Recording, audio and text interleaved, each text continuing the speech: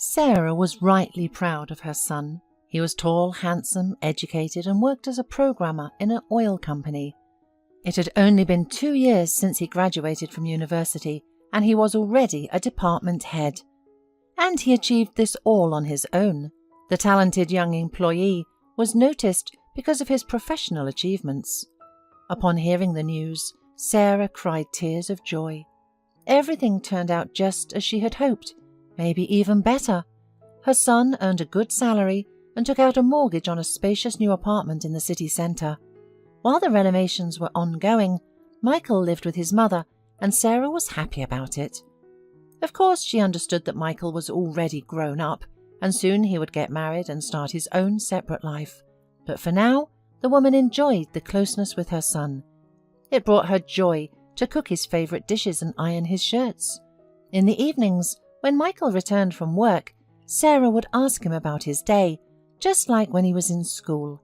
Although recently, her son clearly did not hurry home. He definitely had a girlfriend, but for some reason, Michael did not rush to introduce her to them. Of course, Sarah had often thought about her future daughter-in-law.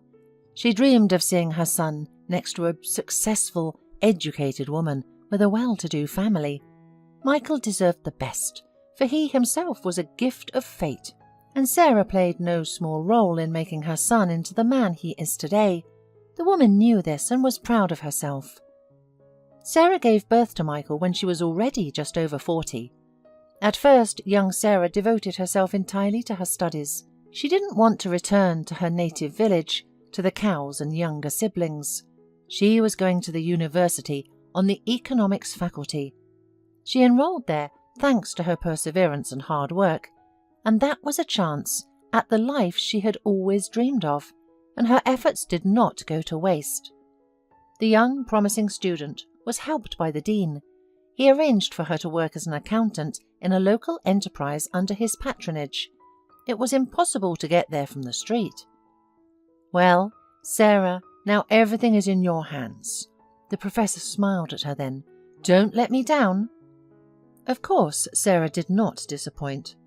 She was willing to work day and night, and soon she delved so deeply into all the nuances that even the chief accountant consulted her before making important decisions.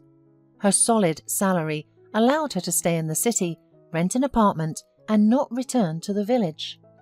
Time passed. Sarah was burning with work. She was constantly taking various courses, reading thematic literature, in short, improving herself. She did not think about her personal life, although hints and even open invitations for a date were regularly received by the pretty Sarah. But she realized that it was too early for a relationship, let alone a family. First, she needed to become financially independent. She had an atypical mindset for a girl of her age.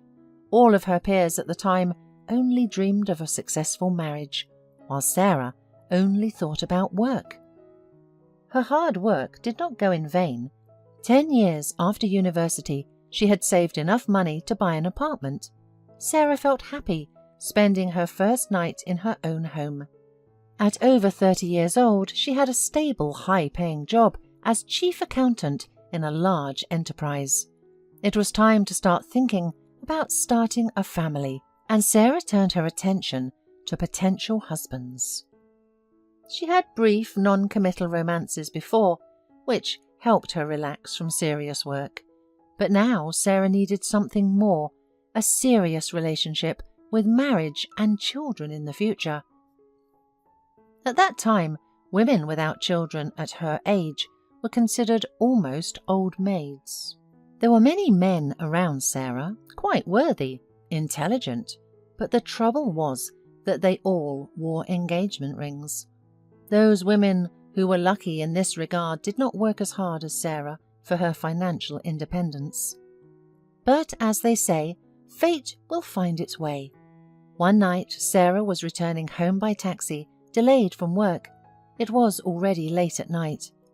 The driver was a charming, talkative young man.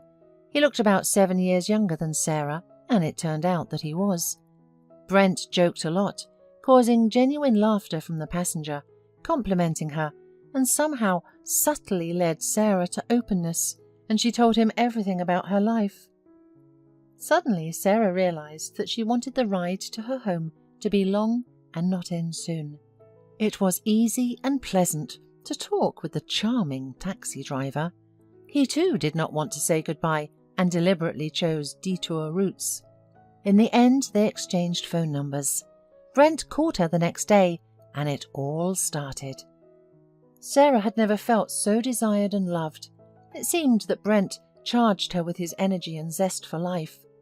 Very soon he moved into his beloved woman's apartment and did not hide his joy about it. He used to live with his parents in their apartment. His sister divorced recently and returned to her father's house with 3 children. From now on, Sarah flew home from work on the wings of love, as she was no longer alone and cold. She was always greeted by Brent, who was friendly and very caring. Brent took care of everything around the house, from cooking to cleaning. Nobody had ever cared for Sarah like that. But that love story ended badly. It took Sarah a few years to realize that Brent was simply using her. If it weren't for the accident, she would probably have ignored the warning signs for a long time. Brent did not work as a taxi driver for long after moving in with Sarah. At first, he tried to persuade her that the job was hard and dangerous. Clients could be difficult. Then his taxi company closed. Sarah was initially happy. She wanted Brent to find another, safer job. She was afraid for her beloved, especially when he worked at night. And jealousy was also present. What if Brent met a beautiful young client and fell in love with her? No, Sarah would have not been able to bear this. Her feelings for Brent were too strong. At first, Brent seemed to be looking for a job, studying ads, making calls, going to interviews, but nothing worked out. "Don't worry," Sarah reassured him. "My salary is more than enough. You don't have to rush to find a job yet." And Brent did not rush. However, he sometimes took on odd jobs. He often had to leave at night, sometimes for several days. After such trips, the guy returned happy, and Sarah thought that she understood his feelings. She herself liked feeling financially dependent. She thought that the opportunity to earn money pleased her beloved. But she was wrong. One day, Sarah went to a nearby town for an audit. Brent was working at that time and warned her that he would not be home for at least 2 days. After the audit, Sarah went to a restaurant for dinner, and that's where she saw this ugly scene at the next table. No, it looked very admirable from the outside. The sweet guy looked at the young lady sitting in front of him with loving eyes, stroked her hand, adjusted her hair, and kissed her from time to time. A beautiful couple, a pure feeling. The problem was that this guy was Brent. He didn't notice her, and Sarah was glad about it. Firstly, she didn't want to create a scene in front of her colleagues, and secondly, she needed to gather her thoughts before having a serious conversation, and also to experience this betrayal somehow, to pour out her emotions when no one saw her. At home, Sarah buried her face in the pillow and started crying. After all, she sincerely loved Brent, made plans for a joint life with him, and even came up with names for their son and daughter, which would fit well with her beloved's surname. And now all these dreams were over. But the scene she witnessed put everything in its place. Of course, Sarah understood that this was not normal, that she fully supported an adult man who was in no hurry to find work. A period of a few months of temporary crisis is normal, but Brent had been sitting on her neck for a couple of years now, and these supposed odd jobs were just a cover for such meetings with women on the side. Finally, as always, Sarah pulled herself together, gathered her courage, and kicked Brent out of her apartment and out of her life. At first he tried to justify himself, coming up with the implausible explanations, then swore his love and begged for forgiveness. And only at the end, when it became clear that Sarah was resolute, Brent said what he really had in mind. "What did you want? You're old and I am young. I was drawn to young, beautiful, easygoing girls. And you are cold and bossy. Plus you're fat. Who needs you?" And Brent left, slamming the door. Sarah thought about his words. Was it really true? Was she really so disgusting? After her breakup with Brent, Sarah became disillusioned with all men. Although she no longer wanted to get married, she still had hopes of becoming a mother and planned to have a child for herself. Sarah had occasional relationships solely to having a child, but it wasn't happening. She couldn't seek medical help for her problem because at the time it was considered immoral to plan a child while being single.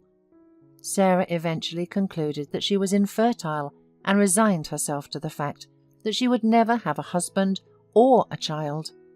At least she had her job, which was her only outlet. Then, after celebrating her 40th birthday, Sarah finally met her destiny. Gordon, a divorced friend of the company owner, immediately showed obvious signs of attention to the chief accountant. He complimented her, looked at her with admiration, smiled, and one day asked her out. Gordon was vastly different from Brent. He invited Sarah to expensive restaurants, gave her luxurious gifts, and helped her with work. Although Sarah didn't have as strong feelings for him as she did for Brent, she felt desired and loved in Gordon's presence. With him, everything was calm and reliable, so Sarah happily agreed to Gordon's proposal to legalize their relationship. Sarah honestly warned her future husband that she couldn't have children. She was sure of this because none of her attempts, of which there were many, had been successful. But Gordon wasn't worried. He had already become a father. His son and daughter were graduating from university, and he communicated with them and helped them. That was enough for him. Imagine Sarah's surprise when she discovered that she was pregnant. The woman still remembered the wave of warmth and happiness that enveloped her head. The dream that seemed like it would never come true finally became a reality. Gordon was also pleased. He was sure it was a boy and even suggested naming him Michael after his grandfather. And they did indeed have a boy. However, his father never got to see him. Sarah's personal happiness was short-lived. Gordon's life was taken by a sudden stroke. The man, who was just 47 years old and in the prime of his life, was gone. Sarah took a long time to recover from the loss. To cope with her heavy feelings, she was helped by the realization that a baby was growing and developing inside her. She had to be strong for him. Michael was born a little prematurely. He was tiny, sickly, and cried a lot. He took all of his mother's attention and energy. Sarah had to spend a lot of money on doctors, but fortunately she had it. The premature baby had multiple problems, including possible cerebral palsy. But Sarah didn't give up. She searched for outstanding rehabilitation specialists, studied medical news, fought her way into the best medical centers, and it all paid off. By the time he was in school, Michael was not only healthy, but also advanced beyond his years. Medals for prize-winning places in swimming hung over his bed. A piano stood in the corner of the child's room, on which the preschooler already played classical pieces quite well, and shelves were overflowing with colourful children's books. His mother tried to instill in him an interest in reading, and she succeeded. Of course, Michael only received top grades in school and continued to please his mother with his athletic achievements. In middle school, Michael became interested in programming. Sarah supported this useful hobby and bought him a powerful computer, some discs and a bunch of other gadgets. Sarah sponsored her enthusiastic child, and it paid off. Michael soon began to win programming Olympiads. Sarah's heart sang with happiness when her son brought home another certificate. It was then that she realized that her son would go far and achieve much. All of this was the merit of Sarah. She devoted herself to her son, first his health, then his development and upbringing. The woman took him to clubs and sections, went with him to competitions, and combined all of this with her demanding job. Sarah had a hard time without support. Sometimes she looked sadly at the fathers who walked with their children and brought them to kindergarten or school. Gordon would have been a very attentive and caring father. Life with him would have been easier and more pleasant. But it turned out as it did, and now the woman did her best for her son. In late motherhood, Sarah saw many advantages. Young mothers often broke down on their children or neglected them, pursuing their careers, personal life, meeting with friends, going to beauty salons. She, on the other hand, perfectly understood that a child was a priceless gift and did not spare time and effort to develop her son. Michael entered the university and passed, and he studied there for only excellent grades until the 4th year. Sarah always trembled with fear when she remembered that time. Michael was literally replaced by someone else. He gained some strange friends. At first Sarah was even glad. Michael devoted almost all his time to studying, just like she did once. But he was a young guy and he needed to have fun, socialize with peers, and fall in love. When, if not now? The woman did not object to his nocturnal walks. Her heart was squeezed with fear. Her imagination drew terrible pictures. But Sarah did not show her feelings. She understood that it had to be this way. But gradually it got to the point that Michael disappeared in clubs almost every night. He would come back in the morning, happy and on wobbly legs. He would make it to his bed and lay down on it in his clothes. Yes, it was a difficult period. Of course, his studies suffered greatly. The dean of the faculty called Sarah and warned her that if all of this continued, they would have to expel Michael. The woman was shocked. She tried to talk to her son, but he only snarled and rudely replied. Sarah did not recognize her child. Michael was always so polite, so understanding and considerate, but now he was cursing and swearing. There was so much aggression in his words and movements. Sarah tried to influence Michael with money by simply stopping his financing, only giving him money for transport to the university. But his clubbing continued, and soon the woman realized where her son was getting his money from. Several gold chains and rings were missing from her jewelry box. And then it turned out that Michael failed his exams, and he was expelled. It was too much. Sarah caused a scandal with Michael, resulting in him insulting her, slamming the door and disappearing for several weeks. During this time, Sarah was extremely upset and even filed a missing person report, although it was not given proper attention. "He's a young guy. Just out having fun. He'll be back," the policeman assured her. At that time, Sarah quarrelled with the officer, accusing him of indifference and threatening to complain to the prosecutor's office. However, the man turned out to be right. Michael did return home, almost crawling. He looked pale and dishevelled like a homeless person. Sarah understood that her son had problems with drinking. He often couldn't stand on his own 2 feet, spoke nonsense, and responded inappropriately. This was all due to the bad influence of the company he was keeping. Sarah was horrified to realize that she was sometimes afraid of her own son. But, just like many years ago, when she had to care for a premature, weak baby, the woman gathered her strength and decided to act. She wouldn't give up. She would fight for her child. But this time it was more difficult. Michael refused to go to the doctor and wasn't going to break ties with his new friends. "Don't you see that these buddies are dragging you down to the bottom?" The woman tried to reason with her son. "You were the most successful student in your class. You're a talented programmer. So much work has been invested. And are you willing to do this to your life now? Soon there will be no turning back." "But with them I can be myself, not that perfect boy you imagined." Michael retorted. "Finally, I'm free from your pressure. Accept it, and it will be easier."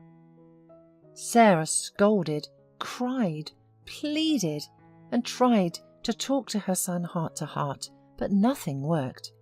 It was painful and scary to watch what her loved one was turning into. And there was also a nagging feeling of guilt. She couldn't handle raising her son. It was her failure. She was a bad mother.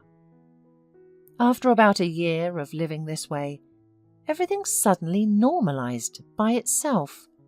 This happened after another long absence of Michael. Sarah had almost given up. But a miracle happened. Michael changed again. At first, he started going to nightclubs less often. Then he stopped altogether. Sarah no longer saw her son in that strange state that used to scare her. Michael recovered at the university.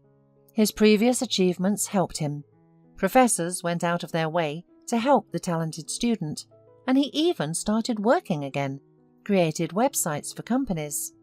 Sarah then decided that her son had gone through a transitional period in his 4th year, and after the crisis he suddenly matured, took hold of himself, and everything would be fine now. She played a part in this too, of course. Of course, the parenting conversations apparently did not go in vain.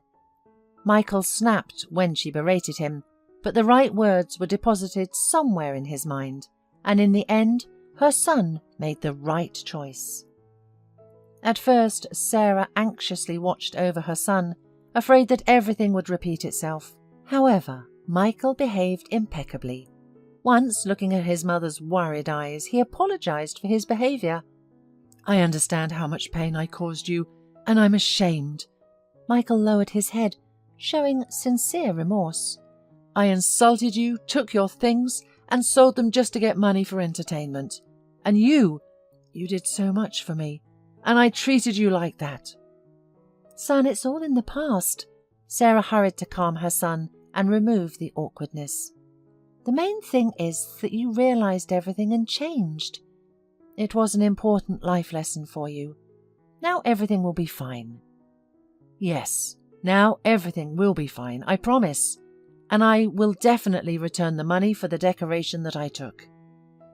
Michael kept his word. He graduated from university with honours and got a good position at a prestigious company. Sarah, who had already retired by that time, had connections, but Michael himself coped well with the task of finding a job. From his first salary, he bought his mother gold jewellery, even more expensive than those he once took from her box. He handed Sarah a couple of velvet boxes, embarrassed. The woman said nothing, just hugged her son tightly. They were the closest and dearest people on earth. Time passed, and Michael worked, bought an apartment and started renovating it. Occasionally, Sarah travelled with her son. Michael involved his mother into this fascinating hobby, often giving her interesting tours around the country, and sometimes he went with her himself. It seemed that there were no secrets between the mother and son. They talked about all sorts of things and discussed everything in the world. However, Sarah understood that Michael had a girlfriend, about whom he was somehow silent. The woman tried to ask questions, but her son answered evasively, and once said directly that everything has its time. And Sarah stopped asking. After all, an adult has the right to a personal life. There was another forbidden topic for conversation. Michael never talked about what happened to him during that difficult period, why he suddenly changed, what kind of friends he had at that time, what the guy was doing when he didn't come home for days, and most importantly, how he managed to break free from a bog pulling him down. Michael immediately became gloomy and closed when Sarah tried to talk to him, and the woman gradually stopped trying. Sarah sat in her armchair and embroidered, as she had recently taken up needlework. It was a soothing pastime, and the beautiful pictures she created were pleasing. The living room wall was already covered with them. Previously, Sarah was always occupied with her son and work, and there simply wasn't enough energy for such pleasant little things as needlework. The TV was playing in the background, showing the plot of the next soap opera. Not that Sarah loved these sentimental series, she just sometimes wanted to watch something light and unburdening. The years probably take their toll. After all, she is almost 65. Soon, perhaps, grandchildren will come. The phone on the coffee table rang and Sarah looked at the screen. It was her son calling. "Hello, Mum. I have a request for you. Can you prepare something special for dinner tonight? You're good at many things. Choose something at your discretion." "Of course, with pleasure. Can you be more specific about what you want?" "Mum, it's not for me. We have a guest today. I'll introduce you to my fiancé." "What?" Sarah sat up straight in her chair. "Why didn't you tell me earlier? I would have prepared more. It's such a grand event." "That's why I didn't tell you in advance, so you wouldn't worry and wouldn't come up with anything special. Just prepare one of your favourite dishes, and I'll buy wine. That's enough." "No, it's not enough," Sarah objected. "What about matching napkins and tableware? What about candles? What about decor? I want to welcome your fiancé with dignity." "Mum, what candles?" Sarah felt her son smiling. "Just set the table for 3. Charlize doesn't like excessive formality." "So, her name is Charlize," Sarah said. She suddenly realized it was the only thing she knew about the girl her son loved. Who is she? How old is she? What does she do? Tell me something, at least. "We'll talk about it when we meet," Michael promised. "It will be a topic for conversation. You'll like her. She's nice." Hours passed quickly, and Sarah was busy with pleasant chores. She went to the store for matching napkins and candles, and she needed to buy something else for the table. Sarah baked a goose with apples in the oven, a dish that she excelled at, made a couple of salads, and beautifully set the table by the appointed time. Soon her son and Charlize would arrive. She must be a very worthy and beautiful girl, since Michael chose her. Sarah wondered who her parents were, because she so depended on the family. Would the girl like their apartment? Would she find the ambience too simple? Sarah's heart was pounding with joyful anticipation. Her son said he would introduce her to his fiancé. That meant they decided to get married. What happiness! The time was not far off when Michael would give her grandchildren. Sarah couldn't wait to spoil the little ones. She believed she would be the perfect grandmother, the one that neither she nor her son ever had. Caring, loving, attentive. Finally, the sound of the door opening was heard. Sarah went to the hallway to greet her guests. Her son came into the apartment first. Behind him was a young girl, slender, pale, and shy. In her hands was a simple leatherette bag, and on her feet worn ballet flats from a Chinese store. Sarah immediately noticed these details. "Welcome, dear guests." The woman found the strength to smile. Charlize modestly sat next to Michael. Sarah sat opposite the girl. She was cute, of course, delicate like a deer. Michael looked even more masculine and strong next to her. The woman could fully understand what attracted her son to this young creature. It turned out that Charlize was a couple of years younger than Michael. After graduating from nursing school, she worked in a private clinic. Sarah began to ponder. The profession is certainly noble and necessary, but why not become a doctor instead of a nurse? Either Charlize lacks ambition, or she was lazy, or she was not smart enough. None of these options are good. Then Sarah found out that Michael and Charlize had been dating for several years. They met at a bus stop during rainstorms, which seemed quite original and even romantic in the era of internet dating. "Fate brought us together," Michael said with exaggerated solemnity, and then added seriously, "Charlize is my guardian angel, the love of my life." The girl smiled shyly, and Sarah felt a pang of jealousy. Then she asked Charlize about her family, and it turned out that the girl had come to the city from a village to study. Her parents are poor, and they have 4 more children besides Charlize. During her studies, the girl lived in a dormitory and worked part-time since the scholarship was not enough to cover her expenses. After graduation, she got a job, and life became easier. There were funds for rent, clothes, and food. Later, she accidentally met Michael and realized that she had fallen in love. "No wonder you fell in love," Sarah thought to herself. "He's a guy with an education and a good job, an ideal option for someone like you."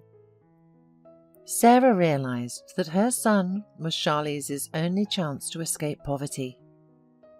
Perhaps it was Michael's success that attracted her.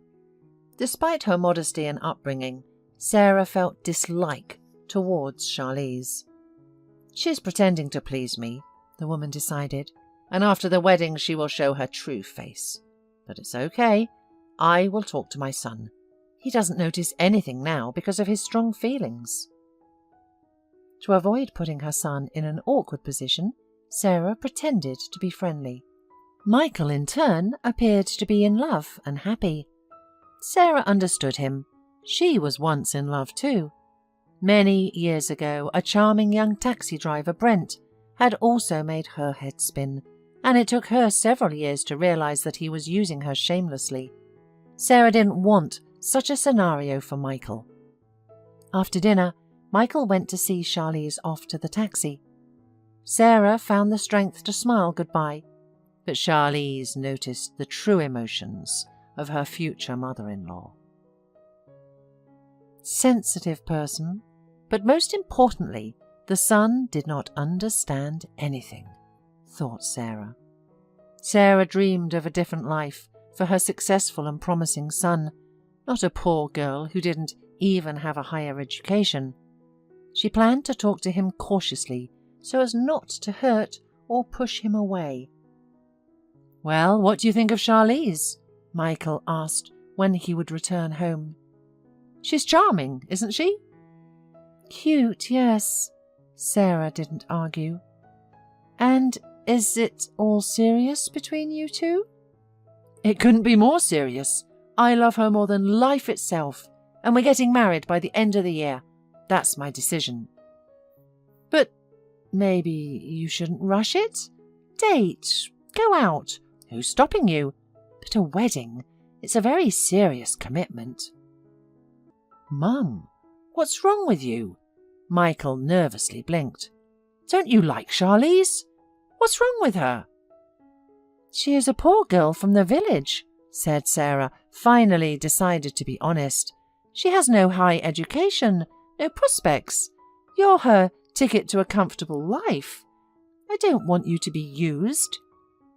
"Do you think I can only be loved for my car, apartment and salary, and I'm nothing by myself?" "What? I don't mean that at all," Sarah protested. "You're the most wonderful person. You deserve the best. But Charlize, she's not the right match for you. Don't rush. You'll find a bride who suits you better. I never told you, but there was a time in my life when I had an Alfonso sitting on my neck. It was painful and humiliating." "Mum, don't talk about her like that," Michael said reproachfully, and Sarah immediately understood that if she continued in the same vein, she would lose her son's favour. He was too charmed by Charlize now. "And remember yourself, you're from the village too, and from a poor family. You and Charlize have a lot in common." "Not so much. I didn't try to improve my financial situation by marrying a rich man. I achieved everything myself." "Mum!" Michael said in a chiding tone. "Okay, sorry," his mother sighed. "Since you've chosen her, she must be perfect." "You'll like her someday, when you get to know her better." Michael finally smiled. After this conversation, Sarah tried many times to dissuade her son, hinting to him that he shouldn't rush, that he should look closer at his bride-to-be. But Michael remained unyielding. He claimed that he loved Charlize and that their feelings were tested by time. He also begged his mother to treat his fiancée kindly. Sarah tried very hard not to show her dislike, but sometimes she just couldn't help herself. "Why didn't you get a higher education?" Sarah asked Charlize once. This question kept bothering her. Her friends already knew that her son was preparing for a wedding, and of course they asked about the bride. Sarah even felt a bit awkward answering their questions, and now she wanted to put Charlize in the same uncomfortable position. "I had to work," the girl shrugged. "After I finished nursing courses, I was asked to vacate the dormitory, so I had to work. You can't study at a medical university remotely. I couldn't combine studying with work." Sarah shook her head, thinking to herself that the girl was just lazy. In her own time, she had worked from dawn until dusk and had not relied on a rich boyfriend to improve her financial situation. The young couple decided not to have a lavish wedding, instead choosing a dinner with the closest friends at a restaurant before flying off for a beach vacation.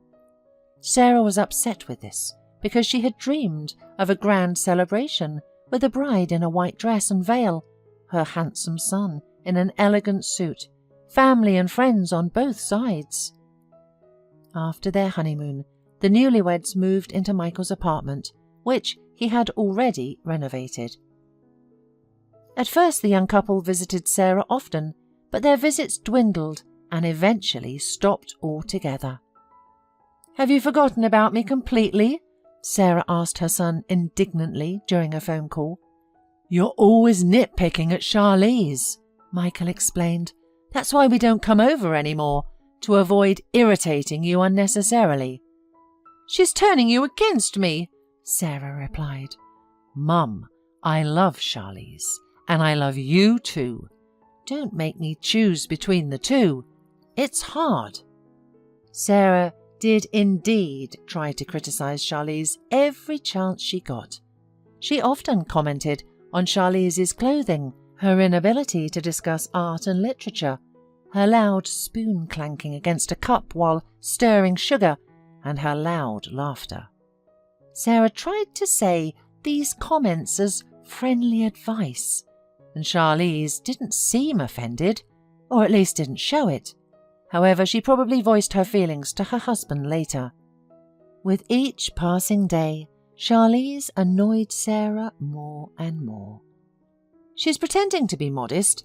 These villagers from a poor family are so cunning, worldly wise, and experienced that it was probably easy for her to deceive my respectable, intelligent son. It was probably an easy task for her," complained Sarah to her friend. One day, Sarah had a strong stomachache that made it impossible to breathe. She decided not to wait in line at a state clinic and instead went to a good private clinic. Within an hour, she was sitting outside the doctor's office. How different private clinics were from the state ones. Smiling staff, a friendly atmosphere, stylish interiors, no unpleasant people, no horrible smells. Sarah was asked to wait for 5 minutes, and she settled on a soft leather couch, opening a magazine lying on the table. Suddenly, she heard a familiar voice. "Please, come in. Leonard is waiting for you," Charlize said with a smile to a patient. What a coincidence! Sarah had unknowingly scheduled an appointment at the clinic where her daughter-in-law worked. For some reason, Sarah didn't want Charlize to notice her now. She quickly covered her face with the magazine while watching the pretty nurse closely. Charlize exchanged a few words with a colleague at the reception, signed some documents, and then the doctor, a handsome tall man, came out of the office. Sarah didn't like the way he was looking at Charlize at all. The doctor couldn't take his eyes off the nurse, clearly enamoured with her. He asked Charlize a question and she responded, bringing a smile to the doctor's face. Was she flirting? Sarah found it hard to breathe. How disappointing for her son. He picked up a poor girl and she's playing around at work in gratitude. The doctor approached Charlize and spoke to her again, his gaze leaving no doubt that he was head over heels in love. Charlize replied briefly and hurried down the hallway. The man was watching her until she disappeared into one of the rooms. The scene Sarah had just witnessed was shocking on one hand, but on the other, she was glad.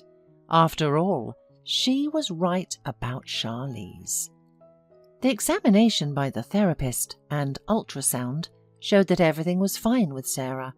She was pleased with the result, but now an entirely different question occupied her mind: how to open her son's eyes and save him from this greedy, unfaithful woman. As a mother, she had to do something right now. Sarah called her son. "How are you doing?" The woman started. "How's family life?" "Everything's great," her son replied. "Are you sure?" "Mum, that is a strange question. Of course I'm sure." "I was at the clinic today where Charlize works, and I had an ultrasound done. Yes, everything's fine with me. I'm not calling about that. You should have seen how one doctor was staring at her, just devouring her with his eyes." "And what's wrong with that? My wife is beautiful.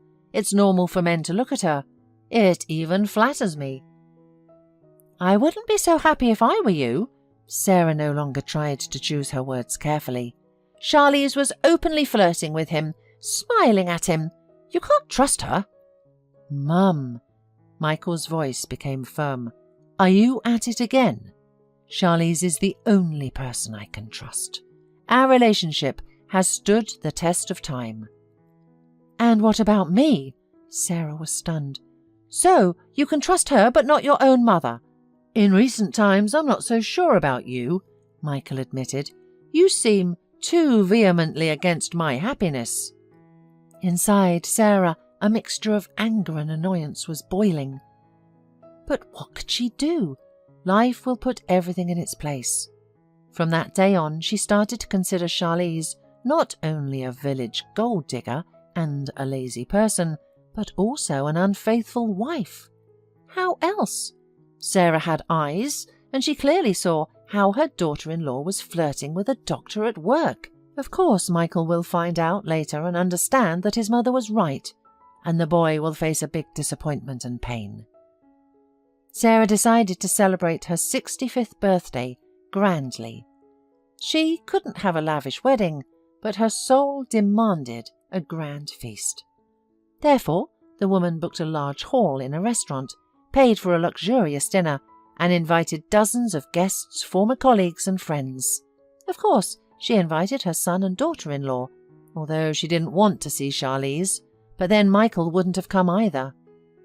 The celebration was great. The host entertained the guests with fun contests and jokes, and the waiters served delicious dishes on time.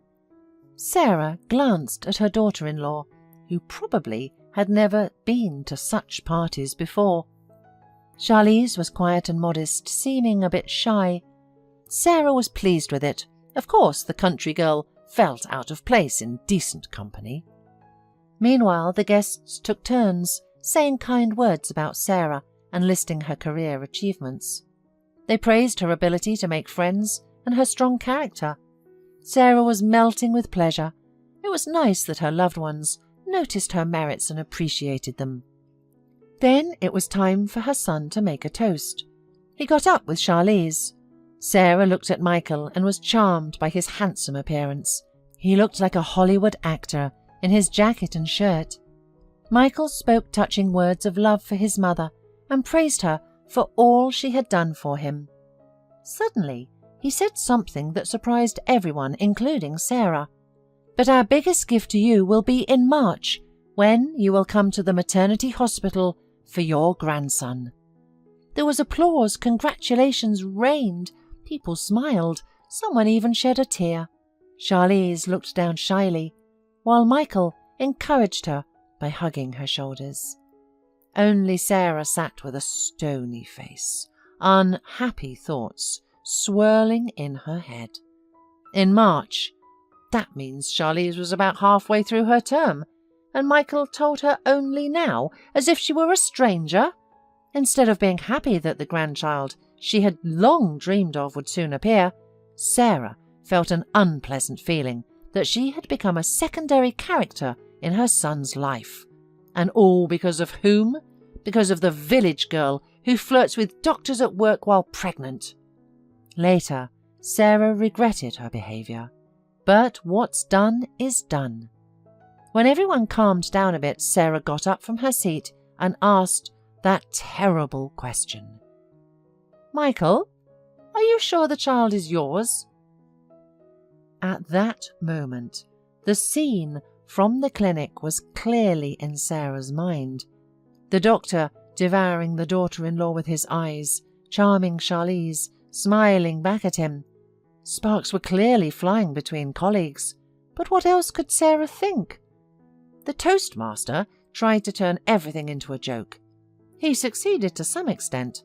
The guests laughed, but her son, Michael's face froze, pain and disappointment freezing in his eyes. Charlize first blushed to the roots of her hair, then turned around and left the room without looking back. Michael, giving his mother a disappointed look, hurried after his wife. Sarah suddenly realized that her son was now truly angry with her. The guests behaved as if nothing had happened, enjoying themselves, singing songs, participating in competitions. Everyone preferred to ignore the awkward moments, not to spoil the celebration. An old friend came to Sarah and supported her. Her son had recently divorced, and his wife had received half of the property, which she had nothing to do with, and now she was not allowing her former mother-in-law to see her grandchildren. "I wish I could have been as brave and direct as you were in my time," the friend said, shaking her head and hugging Sarah by the shoulders. Michael got offended. "How can we make peace with him now?" asked upset Sarah. "Truth is too unpleasant. That's why it stings the eyes. Don't worry, he's your own son. He'll understand everything, and his mother will always forgive him," comforted the friend. However, Michael seemed to have no intention of forgiving his mother.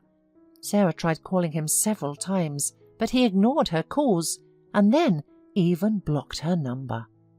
2 months passed, and Sarah couldn't find peace. She missed her son and wanted to hear his voice and see his beloved eyes. She longed for their heartfelt conversations and walks together. The woman regretted what happened on her anniversary, but she didn't change her opinion about Charlize. On the contrary, she became more convinced that the child was not Michael's. Charlize was afraid of being exposed, so she prevented communication between mother and son. Sarah would have told him everything she saw. He would have found out that her suspicions were not unfounded, and he would have doubted her. Meanwhile, Michael had erected an invisible barrier around his family and did not let his mother, once his closest and beloved person, inside. Sarah had never felt so lonely before. If something happened to her now, it seemed that no one would notice. But then one day Michael came to her house unannounced. He opened the door with his key and walked into the hallway as if nothing had happened. Sarah was sitting with her handicraft in front of the TV at that moment. His unexpected appearance excited and pleased her. Sarah jumped up and her embroidery fell straight to the floor. Michael looked calm and determined. Such a grown-up, real man. How she missed him. "Michael, you've come!" exclaimed the woman, trying to embrace her son, but he evaded her. "Mum, we need to talk very seriously." "About the incident on the anniversary? I regret it myself, really." "Well, then maybe you'll come with me now to our place and ask Charlize for forgiveness." "Ask Charlize for forgiveness?" Sarah blinked in surprise. "I'm not guilty before her. I wanted to ask for forgiveness from you. I should have told you the truth about your wife in private. You know, I saw her." "So, you still don't understand anything?" Michael interrupted, looking at his mother with bitterness. "Okay, it's my own fault. I should have told you right away when I noticed you didn't like Charlize, but she stopped me. She asked me not to worry you unnecessarily, and she didn't want to look like a saintly saviour in your eyes. But since that's the case, make some tea." Michael suddenly asked, settling on the couch. "We're going to have a very long conversation. You need to know a lot." Michael began the story when a new student joined their group during their 4th year. Barry wasn't doing well academically, to put it mildly. He had barely managed to get back after being expelled and was a couple of years older than his classmates. Well-mannered Michael was immediately taken aback by Barry's free communication style. Barry would even crunch on chips during lectures without responding to the lecturer's remarks.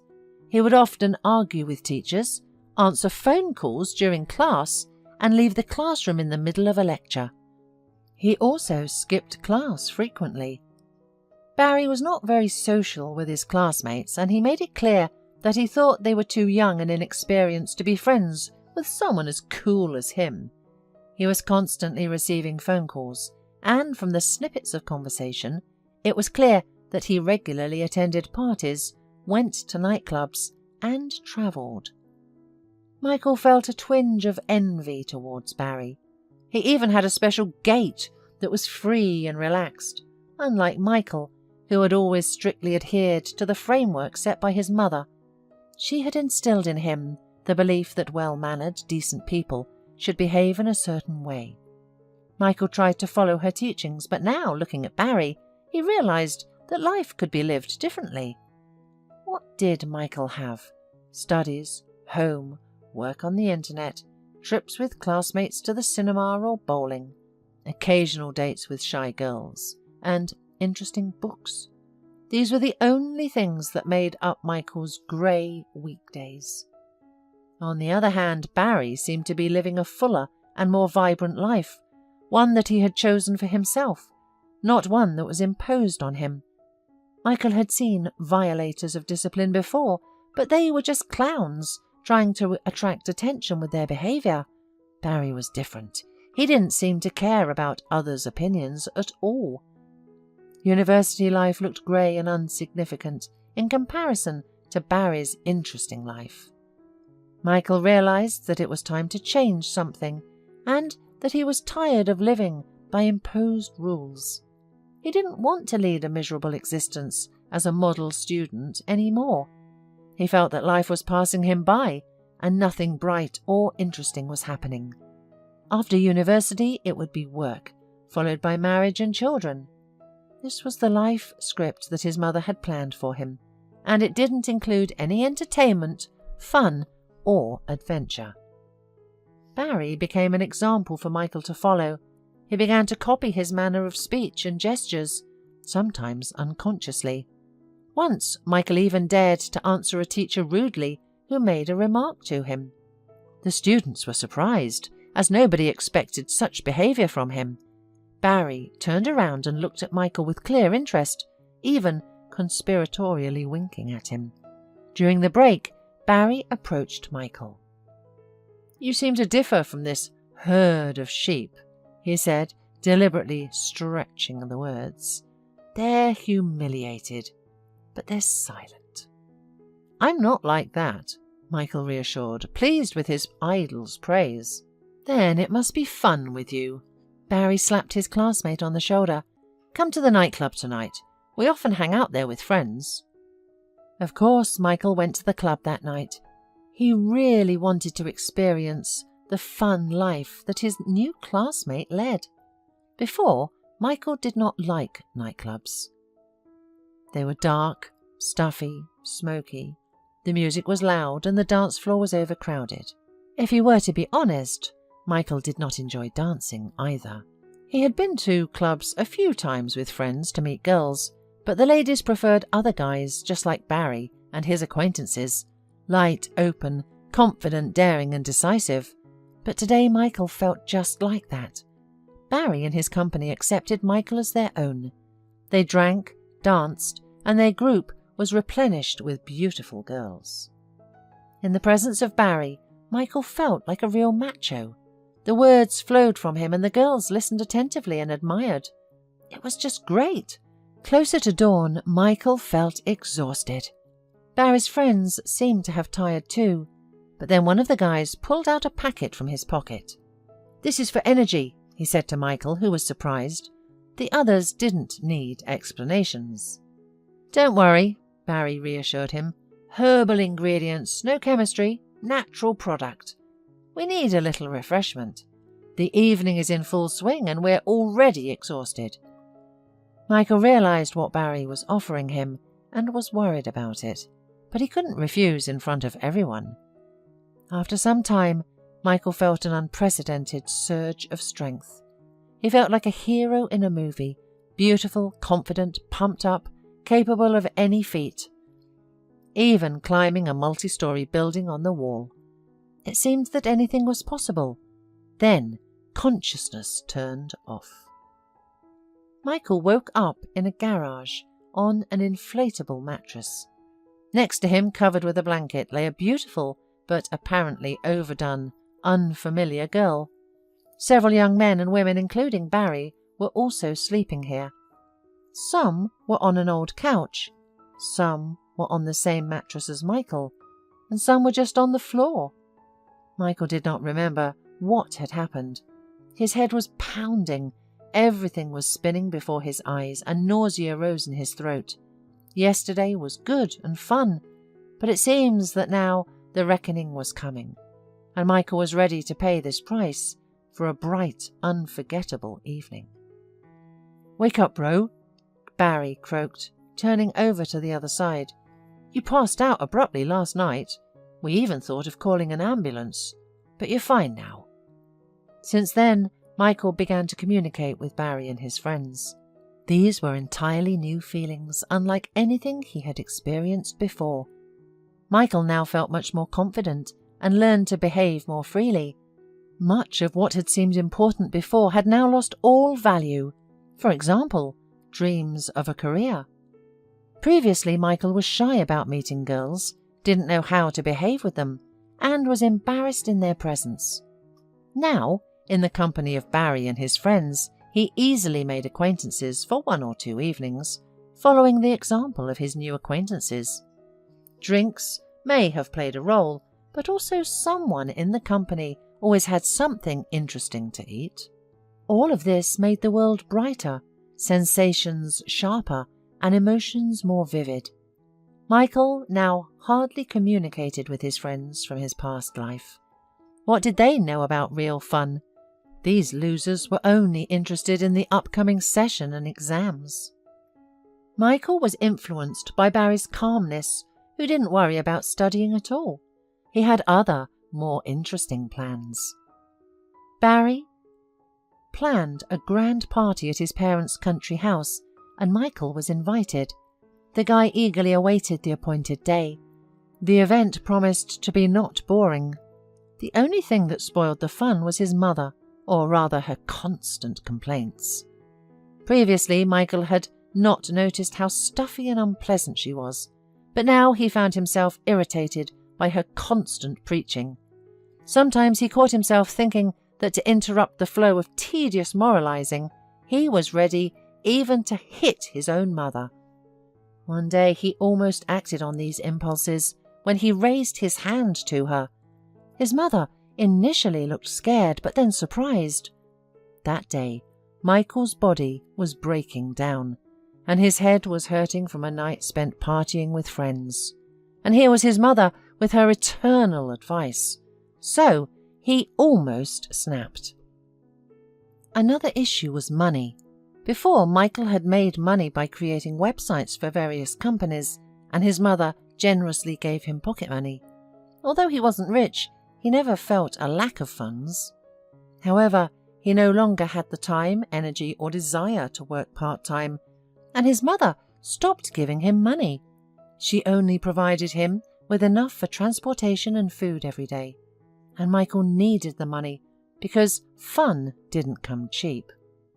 One day, Michael remembered that his mother kept a box of gold jewellery on the top shelf of the linen closet. He had known about it since childhood, and he decided to steal it. He took some jewellery to the nearest pawn shop and soon became a regular there. Strangely enough, he didn't feel guilty about it at the time, as he was focused on getting the money he needed to maintain his lifestyle. Apparently, his brain had already begun to degenerate. True, he did not realise it at the time and did not regret anything. Michael failed the session and did not show up for exams, just like Barry. When his mother found out, it caused another scandal, which finally pushed Michael over the edge. He swung at her again and probably would have hit her in the face if she had not dodged. Sarah turned pale, covered her face with her hands and burst into tears. Michael saw his mother crying for the first time, but even this sight did not make him come to his senses. He waited for her to go to the store and snuck into her room. The same box was there. He still had time to go to the pawn shop, and he needed money before it closed. Michael wanted to distract himself, relieve the tension, have some fun, or anything to avoid the unbearable feeling of irritation. However, an unpleasant surprise awaited him. Sarah discovered the missing jewellery and hid the box. Michael then turned everything upside down in the apartment, throwing books off the shelves, emptying drawers and dressers, and even checking the cupboards. All in vain, as the casket was not there.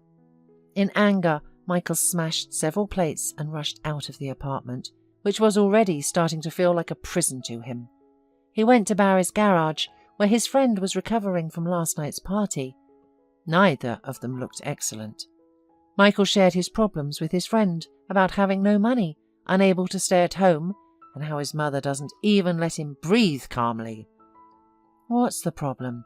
Live here in the garage for now," Barry suggested. "This is my residence. My relatives haven't looked here for a long time. Live as long as you want. And about the money, I have an idea." The idea turned out to be nothing more than a suggestion to break into a local grocery store that closed at 7 in the evening and was guarded by an old man.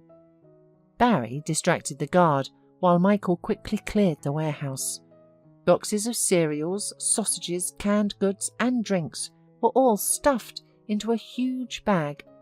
Then they took all the loot to some man in an apartment, who counted out a few bills for them.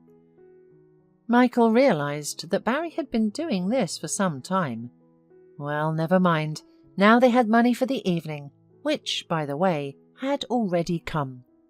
Michael lived in a garage for about a week, during which he drank a lot and felt bad. He already didn't like his new life, but he couldn't go back to the old one. At some point, he stopped realizing reality altogether and suddenly found himself at a bus stop on the outskirts of the city. How did he get here? Why was he shivering so much and breathing so hard? And, most importantly, what should he do now? With no strength to think, Michael lay down on a bench and decided to let whatever happens happen. Morally, he was already prepared for the worst, his passing from life. Strangely enough, this scenario almost didn't scare him. It was cold and raining with snow, and a piercing wind was blowing. People had long been sitting at home, and there was nowhere to wait for salvation. Would anyone help a dirty, ragged, homeless person like Michael? He realized that they would probably just think he drank and fell asleep and pass him by. And then a miracle happened. A beautiful young girl suddenly leaned over him with worried eyes and an excited voice. The girl looked so pure and noble, especially compared to the ladies that Barry had been spending time with recently. "Are you feeling unwell?" asked a stranger. "Should I call an ambulance?" Michael muttered something incoherent. The girl immediately took out her phone from her coat pocket and called an ambulance. While waiting for the paramedics, the stranger measured Michael's pulse. Fear was visible on her face. The guy concluded that his business was bad. But despite the pain, nausea and dizziness, he wanted to admire the girl's kind eyes. The ambulance arrived quickly and they loaded Michael into the vehicle. The girl held his hand and spoke encouraging words the whole time. To Michael's great joy, she went with them. It turned out that even in such a state, he could find the reasons for joy. Michael was saved by a miracle. You should be grateful to this girl all your life. She saved your life. Another couple of minutes and that would be it, the doctor said strictly to Michael. Michael nodded in agreement. Speaking was still difficult for him. Do you want me to tell someone where you are? Michael shook his head. No, my mother can't know about this for anything. She just won't be able to handle it. Michael understood that she would definitely end up in the ICU with a heart attack. It's your right, you're an adult, so you decide. By the way, if this happens again, you probably won't survive it. You were lucky this time, but you need to get treated urgently. Think about my words. Michael thought and decided that he would be more careful about the number of pills he used. Many people used them, and he saw it every day, so he knows the measure. Nothing terrible will happen. Michael dreamed of getting out of the hospital as soon as possible to meet Barry. He missed the fun, laughter and carelessness. The hospital walls were oppressive and the procedures were exhausting. By the way, none of his new friends visited Michael in the hospital, although he called Barry as soon as he could and told him where he was. Barry sympathized over the phone and said that yes, it happens. He only asked not to mention his name to anyone and not to talk about others. Meanwhile, Charlize, the girl from the bus stop, came to see Michael several times. It turned out that she was also a nurse, so she could quickly and accurately assess his condition. The first time Charlize visited Michael was to find out how he was doing. She was afraid that they hadn't saved him. Finding out that everything was fine, the girl breathed a sigh of relief. Somehow, imperceptibly, Michael told Charlize about everything that had been happening to him lately. The girl listened attentively, without interrupting. During his monologue, Michael realized how terrible his story sounded. He was ashamed of himself. He was kicked out of university, ruined his relationship with his mother, took her jewelry, and hung out with a bad crowd. The guy thought that after his words, Charlize would get up and leave. Decent people needed to stay away from people like him. But to his surprise, the girl stayed with him for a long time. On that day, until the end of the visiting hours, they talked about abstract topics, and Michael admired her beautiful face, slender figure and charming smile. Charlize came to visit him a few more times and apparently enjoyed talking to Michael. One day she opened up to him and shared her story. It turned out that Charlize had come to the city from a village, having grown up in a penniless and large family. Despite the challenges, she always studied well and worked hard. She had two dreams: to escape poverty and to help people. Both of these dreams had come true, as she had managed to finish school and become a nurse, helping people every day. Charlize was proud that she had worked hard and didn't depend on anyone. Compared to her story, Michael's life seemed even less attractive. She had achieved so much despite not having any support, whereas Michael's mother had always been there for him, and Michael could not even finish his studies at university. Conversations with Charlize made Michael think about his life and reconsider his views on things.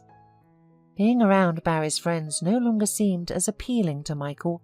Charlize herself was like a magnet to him, and he never wanted to say goodbye when it was time to part.